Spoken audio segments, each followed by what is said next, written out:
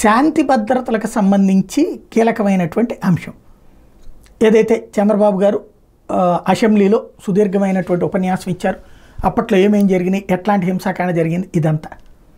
అయితే అదే సందర్భంలో ఇదంతా అయిపోయిన తర్వాత పవన్ కళ్యాణ్ గారు మాట్లాడారు, అసెంబ్లీని ఉద్దేశించి ప్రసంగించారు.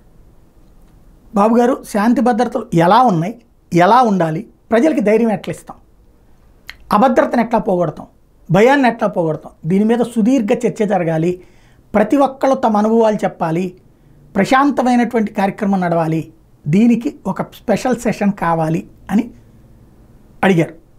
దాంతో చంద్రబాబు కూడా లేచి ఖచ్చితంగా పెడదాం, ఇప్పుడు ఇది మామూలు బడ్జెట్ సెషన్స్ కాబట్టి ఓట్ ఆన్ అకౌంట్ బడ్జెట్ రేపు వచ్చే నెలలో జరుగుతుంది, ఆ సెషన్స్ సందర్భంగా ఖచ్చితంగా చేద్దాం, ఒక రోజు పూర్తిగా దానికి కేటాయిద్దాం, అన్ని అభిప్రాయాలు తీసుకుని ఒక సమగ్ర ప్రణాళిక తయారు చేద్దాం అన్నటువంటి విషయం స్పష్టం చేశారు.